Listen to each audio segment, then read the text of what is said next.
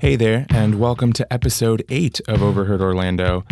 Today we're going to be discussing time, and I'm going to touch very lightly on two schools of thought, philosophically speaking, on time, as well as give you a little personal anecdote as well.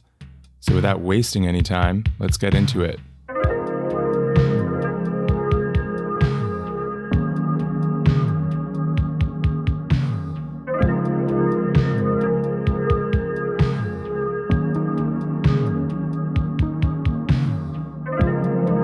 All right, now before I get into the philosophical points that I was planning to discuss in this episode, I do want to take a little bit of a personal aside that kind of relates to this topic.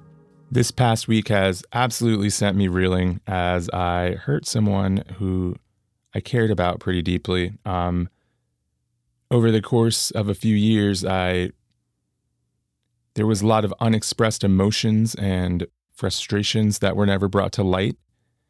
And over time, I have a really bad habit of letting those out during certain events, or if I've been drinking, and they kind of came out in a very pointed and offensive and hurtful way, which, of course, was never the intention.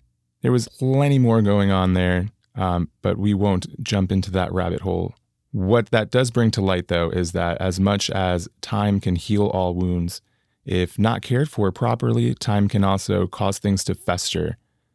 In this particular case, I became a ticking time bomb.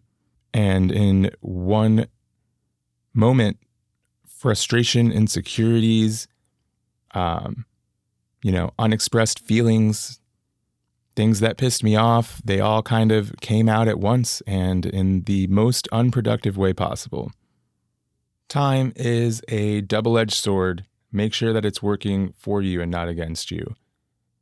And as I mentioned in the episode with Danielle, make sure you're communicating.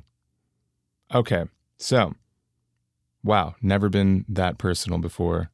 So when it comes to time, there's generally two schools of thought. And keep in mind as I go forward, these are complicated philosophical concepts that some very great minds have spent hundreds of years debating and discussing, and it goes way deeper than this. But I've broken it down into two schools of thought that most people fall under that kind of dictates how they, a big part of how they view life and how they view the passage of time in their life. The first would fall under fatalism, which essentially says that time is a straight line. The year 1980 is not necessarily a year in the past, but rather a different point on the same straight line of time.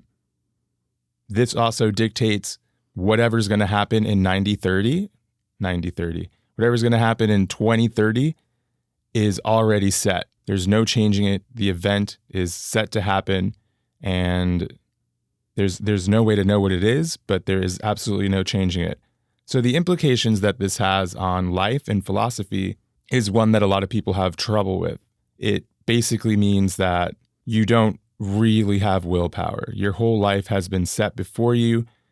It appears that you have choices, but any choice you make has already been decided in the past. Not my favorite view, for obvious reasons. Think about looking at it like you're watching a movie, you pop Titanic on for the first time, you've never seen it. No matter what, Jack has already died. Jack is gonna die, nothing can change it, which makes sense for a movie that was recorded before you watched it, but again, a much tougher pill to swallow when we're speaking of our lives or the lives of our loved ones. The second school of thought essentially is the time isn't real aspect. Time not being real is also a difficult concept for a lot of other people to take into account. For example, when you think about it, Sunday and Monday, really there is absolutely no difference between those 2 days except for the constructs that we've built around those days. Essentially, using the Earth going around the sun, we've kind of developed a day. And by chopping up that day into 24 parts, we have hours and then minutes, or we have years by adding up other things. But time itself isn't real. We've only created a way to measure this kind of passage of the present. Under this school of thought, what gives time the feeling of being real is people getting older, things degrading. It's going to rain tomorrow, and then it actually does. In that sense, it feels real, but the actual, I guess when saying time isn't real in this particular aspect, which by the way, it's a philosopher, his name's McTaggart, the timeline isn't real. This school of thought also kind of is a little more flexible in terms of time travel or things of that nature. So I guess what I'd like for you to think about while maybe you're in your car right now trying to get to work on time, or maybe you've got some ear pods in and you're trying to get the laundry finished before your spouse gets home. I want you to think about what time means to you, and are you using that time effectively? Are you taking the time to resolve your small things as opposed to letting them turn into big things later on down the line? Do you think time is an inevitable force, or do you think that time is something that we can ultimately grasp and take control of? If not, at the very least, manage it.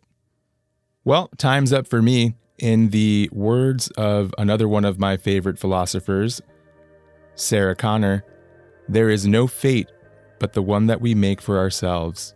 I know some of you are younger listeners, but man, I really hope that you guys got that joke. You can always catch me on Instagram at Overheard Orlando Podcast, or shoot me an email at overheardorlandopodcast@gmail.com. I should also mention that this concludes season 1. I'm going to probably release a video here shortly that will kind of go over what my plans are going forward with the podcast. So keep an eye out for that. That'll be on Instagram or on Facebook. I'm now on Facebook, so you can go like Overheard Orlando on Facebook as well. Thanks so much. Thanks for your time, and stay true.